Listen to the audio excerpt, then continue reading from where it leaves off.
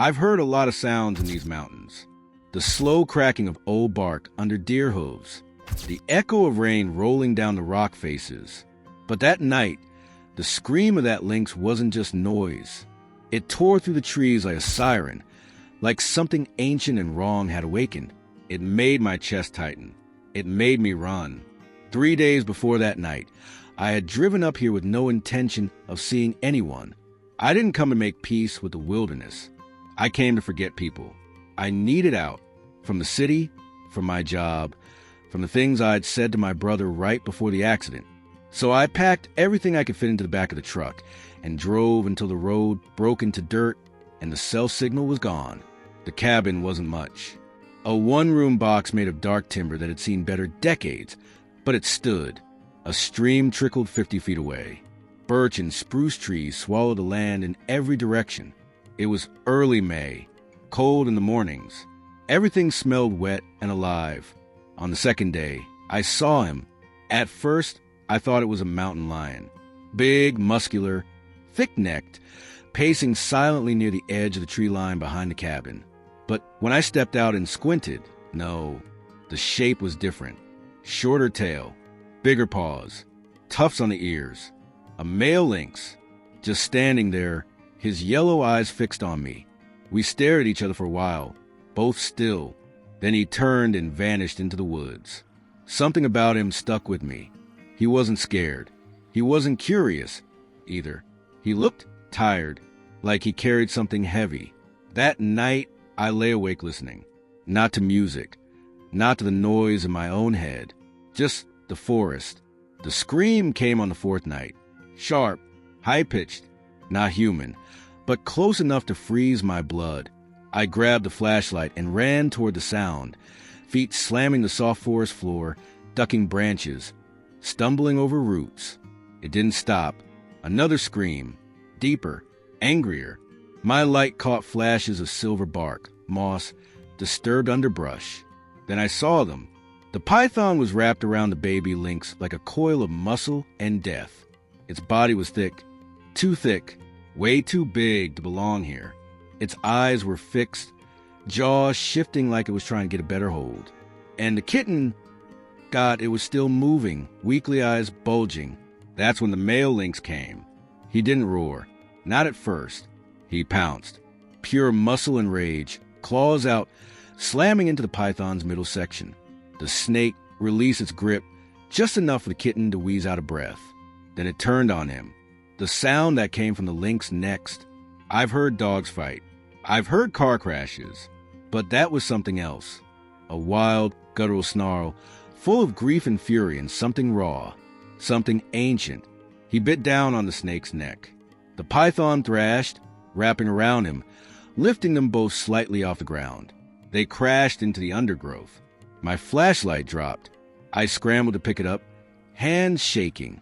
The fight didn't last long. Less than a minute. Maybe, but it felt like forever. When it ended, the forest was still again. The snake lay broken, bleeding from its jaw and neck. The lynx stood over it, limping, chest rising fast. The kitten still breathing. Barely. I didn't dare move. He looked at me. I mean, really looked. Blood smeared across his face. One eye swelling shut. But he saw me. And I saw something behind his pain, recognition. He knew I was watching. He didn't want me to come closer. So I didn't. The male lynx lowered his head, picked up the kitten gently in his jaws, and limped into the woods. Out of sight. I stayed there long after they were gone. Knees in the dirt. Heart pounding. What the hell had I just seen? That python, it didn't belong here. I knew that. Something was wrong. And I wasn't going to be able to pretend I didn't see it. Not anymore. The next morning, I didn't make coffee. I didn't eat. I didn't even brush my teeth. I just grabbed my boots, flashlight, and a hatchet and went straight into the woods. I couldn't stop thinking about what I'd seen the night before. That python, the kitten, the way the lynx fought like he had nothing to lose. I had to know what happened. I had to know if they were still alive. The forest looked different in daylight. Gentler, less terrifying. But the stillness made me uneasy. No birdsong. No wind. Just damp silence. I headed toward the spot where the fight had happened, moving slowly, scanning the ground. It didn't take long to find the disturbed underbrush. There was blood, a lot of it, long, dark smears in the dirt, pieces of broken branches, paw prints, drag marks, a scale. I knelt down and picked it up, glossy, greenish-brown, thick.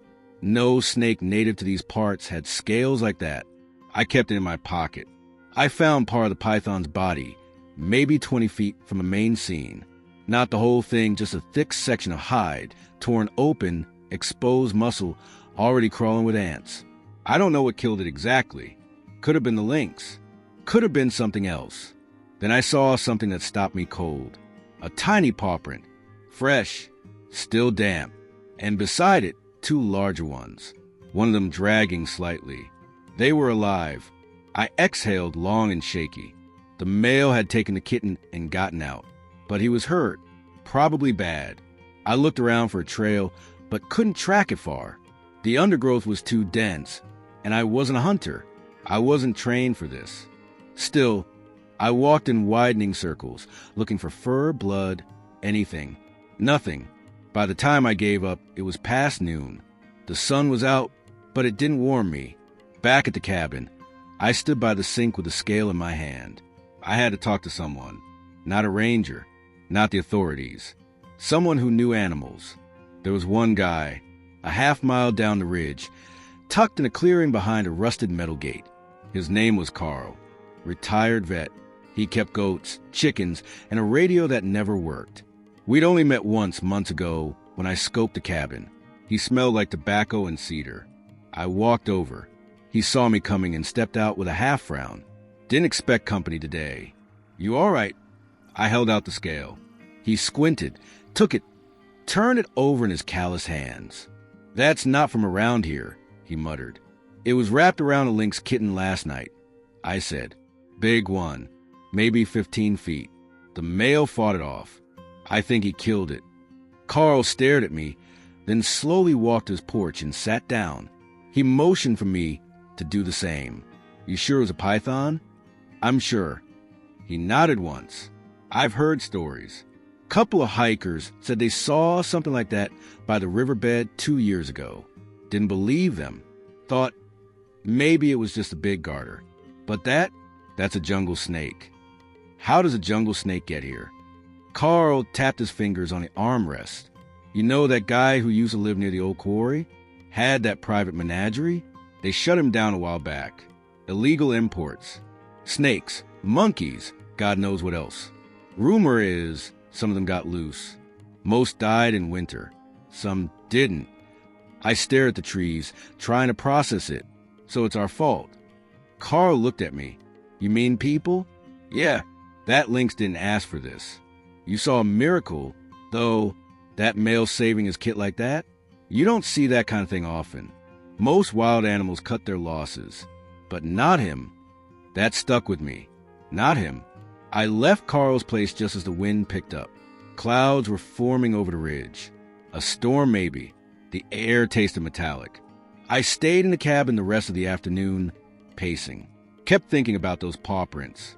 About the way the lynx looked at me. He didn't want help, but he didn't want me gone either. There was something unspoken between us. Like he understood that I saw it. That I wasn't just passing through. That evening, right before sunset, I stepped out to gather wood. That's when I saw him again.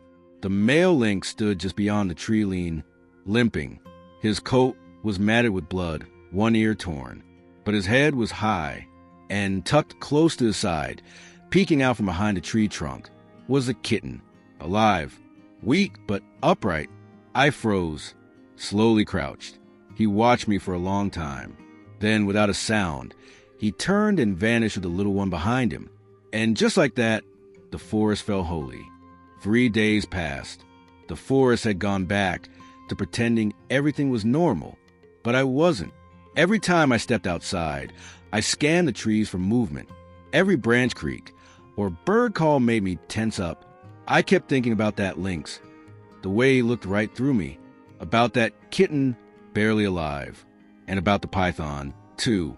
Where there's one, there might be more. That thought kept me up at night. I didn't know what I was waiting for. Maybe to see them again, maybe for closure. But the forest wasn't a storybook. It didn't give you neat endings. It gave you silence. Then, one morning, just as I stepped out with an armful of wood, I saw them, the male lynx, limping, but moving better than before. His coat still looked rough, but the wounds had started to close. The kitten, smaller than I remembered, trotted beside him, close to his leg. They didn't see me at first. They were moving slowly along the tree line, noses low to the ground. The kitten sniffed at a log, then looked up. Its eyes met mine. The lynx stopped, raised his head. I didn't move, just watched. After a few long seconds, he turned and kept walking, but not away, not back into the forest, around the edge of the clearing, closer to the side of the cabin. They were circling me. I didn't follow. I didn't want to scare them off. Instead, I walked back inside, stood at the window, and watched from there. They stopped near the old stump by the edge of the clearing, sat there for a few minutes, resting, grooming. The kitten leaned against his father, blinking slow and lazy. I stood there until my legs ached. It was the first time I let myself feel hopeful. That night, I fell asleep early. For once, I didn't dream. Sometime after midnight, something woke me. A sound, soft, repeating. Escarrt, pause. Escarrt, not wind, not a branch. Something was dragging. I sat up, held my breath. Listen, Escarrt. It was under the floor.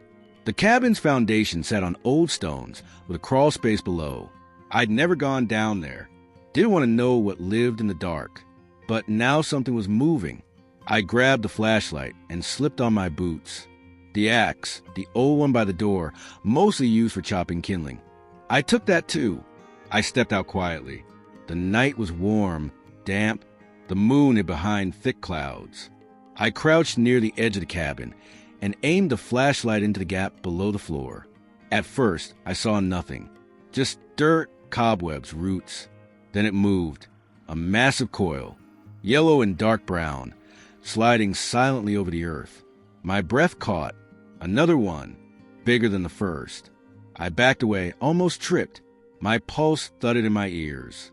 The thing was moving toward the edge of the cabin, toward the back corner where the woodpile sat, where mice gathered, where small things hid, or where lynx kittens slept. I ran around to the far side, scanning the shadows, and there they were. The male was crouched low, ears back, eyes locked on the crawl space. The kitten stood behind him, trembling. I didn't think. I ran straight to the woodpile and slammed the axe down on the nearest log to make noise. The lynx didn't move, but the snake froze. It had heard me. For one long second, everything held still. Then the snake lunged, not at me, not the lynx, but at the crawl space exit. I didn't let it get there. I brought the axe down hard across the middle of its body. It twisted violently, hissing, knocking the flashlight out of my hand. I grabbed it again, heart racing, and hacked once more. And again, it didn't die fast. But it died. When it stopped moving, I stood back, panting, covered in sweat. My hands shook so bad I nearly dropped the axe. The lynx hadn't moved. He just watched. Finally, he stepped forward, sniffed the body, then turned to me. And for the first time, he didn't look away. The kitten came beside him, looked at the snake, then at me, and they walked off together into the dark. That night, I didn't sleep. I sat on the porch with the axe across my knees, staring into the trees. My body ached. My thoughts spun. I had crossed a line, and I wasn't sure I could go back. 2 mornings later, I walked back to Carl's place. I hadn't told him about the second python. Not yet. I needed to understand more first. I needed context, or maybe just to hear someone say this wasn't all in my head. He was chopping wood by the shed when I arrived. Looked up, nodded once. More snake trouble? He asked without even saying hello. I exhaled. Yeah, bigger one, under the cabin. Tried to get the kitten. I killed it. Carl paused mid-swing. You sure it's dead? I buried it. Dug a 6-foot hole behind the wood line. Didn't think you wanted near the goats. He leaned on the axe. That makes 3 sightings in a month. That's too many. How many do you think are still out there? Carl wiped his hands on his pants. More than we want to admit. You ever hear about the flood back in 19? The big spring one? Yeah, roads washed out. Why? It hit the old holding pens up near Maple Hollow. That's where they used to keep the reptiles for transport. Some guy was breeding them illegally. Word was, he'd pay good money to keep things quiet. When the flood hit, fences went down. Sheriff's office recovered a few cages. Empty. I stared at him. So this has been going on for years? He nodded grimly. Snakes don't die easy, especially if they've learned how to survive here. I looked toward the trees. I think there's another one. Maybe more. Carl didn't laugh. Didn't doubt me. Just said, then you better find it before it finds you. That stuck with me all the way back to the cabin. I couldn't sit still. Not after what I knew now. I packed a small backpack, water, flashlight, a utility knife, and a flare I'd had in my truck for years. The axe stayed in my hands. I walked deeper into the forest than I had before, following no trail, just moving toward the thickest brush I could find. I was looking for a den, a hollow, somewhere a snake might hole up between hunts. The forest changed as I moved farther out. Less light, more rot, fallen logs that looked like graves. The kind of place that smelled like it kept secrets. I was a mile in when I saw the tracks. Drag marks, wide, fresh, curved slightly, like a huge body pulling itself through the moss. I followed them. They led down into a ravine. The sides were steep and slick, roots jutting out like bones. I slipped once, caught myself. The air was cooler down there, clammy, and then the ground gave out. I dropped hard. Dirt collapsed beneath my boots, and I fell maybe 6 feet, landing sideways in a pocket of soft mud and leaves. My ankle screamed. I tried to stand, but couldn't put weight on it. The flashlight rolled out of my grip. I cursed under my breath and reached for it, and froze. A shape moved at the far end of the pit. Not a snake. Something bigger. 4 legs. Fur. I tensed. Reached slowly for the knife. Then it stepped forward and I saw the tufted ears. It was a lynx, but not the male. She was thinner, her coat darker. 1 leg dragged slightly, and a long scar ran down her side. Her eyes locked on mine. I don't know how long we stared at each other. My heart thudded in my throat. She could bolt. She could attack. But she didn't. She took another step. And another. And then she turned. I didn't understand. Until I saw where she was leading me. She walked the side of the pit, where the edge was less steep, and waited. I crawled, dragging my bad leg, grunting. Every move a burst of pain. She didn't leave. She didn't help, either. Just watched. It took 10 minutes. Maybe 20. But I got up, pulled myself to the rim. When I turned back to look, she was gone. I lay there in the moss, panting, aching, stunned. She'd been alive all along. Somehow, against the odds, she had survived the first attack, maybe been separated, maybe hidden away to heal, and now she had returned. That night, I didn't go back to the cabin. I slept outside, near the ravine, back against a tree. I kept thinking about the chain. The male lynx, the kitten, the mother, none of them let go. None of them broke, even when death came. And now, neither would I. I stayed near that ravine for 2 days. The ankle wasn't broken, just badly twisted. I wrapped it with my shirt and used the branch as a crutch. I didn't feel ready to return to the cabin. I wasn't afraid, not of snakes, not anymore. I just didn't want to leave what I'd found there. It wasn't the pit or even the moment of survival. It was her, the mother lynx, the one we all assumed had died. She had watched me climb my way out like she was weighing something inside herself. And then she turned her back to me without fear, like I was no longer a threat. I didn't need her to stay longer. That moment was enough. The forest felt different after that. Quieter, but not in a hollow way. Like something was settling, returning to order. The birds started singing again. I saw a deer at dusk, lifting their heads, calm. The stillness wasn't empty anymore. When I finally returned to the cabin, I noticed small signs that I hadn't before. Lynx tracks near the stream, scratch marks on a tree near the shed, a single tuft of fur on a bush outside the window. They were still around, still watching, and I was still here. I spent that week cleaning, organizing the old shed, fixing the gutter that had always leaked when it rained. I didn't know why. Maybe because it finally felt like the place deserved it, like I had taken something from this land, and I owed it back. I didn't see them again until my last day. I had already packed the truck. I'd be heading back to town in the morning, not for good, but just for a while. Enough to settle things. Enough to find a way to stay out here longer. I stepped out with a cup of coffee as the sun began to rise. Mist was rolling low across the clearing, catching the pale light, and then I saw them. They stood on the ridge to the north, the one with the granite ledge that jutted out over the valley. The male lynx stood tall and still, his silhouette sharp against the fog. The kitten darted forward playful, stopping to shore the edge, then bounding back. And behind them, slower but sure, came the mother. Her gait still had a limp. Her ribs still showed, but she moved with purpose. She joined them, and the three stood together. They didn't howl. They didn't run. They just watched me, and I watched them.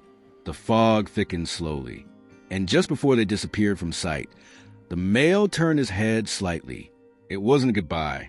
It was a knowing. I stayed there until the ridge was empty. I drove back to town that afternoon. My ankle ached with every bump in the road. I didn't turn on the radio. Didn't check my phone. I let the silence sit with me. At the gas station on the edge of town, I filled the tank, then walked to the counter. "You look like you've seen a ghost," the clerk joked. I smiled. "Something like that. Stay in the woods up north?" "Yeah, just for a while." "Catch anything?" I thought for a second. "I let something go," I said. He looked at me funny, but didn't ask. I stayed in town a week, paid the bills I'd ignored, took care of what was left of my brother's estate, had one long phone call with my mother that ended without either of us crying. That was a first, but I kept thinking about that ridge, that family, the things I'd seen that I could never really explain. I didn't tell anyone, not the whole story. Some things don't belong in the world of words and noise. They belong out there. 2 weeks later, I was back, this time with seeds for a garden, fresh hinges for the cabin door, a new first aid kit, and a camera, not to take pictures, just to hold, just in case. Some days I see nothing but trees. Other days I find paw prints. Once, I found a clean set of 3, small, large, and in between, crossing the mud by the stream. That spring changed me, not because I fought something wild, not even because I survived it, but because for the first time in a long time, I witnessed something worth staying for, a chain that didn't break, and a silence that finally made sense.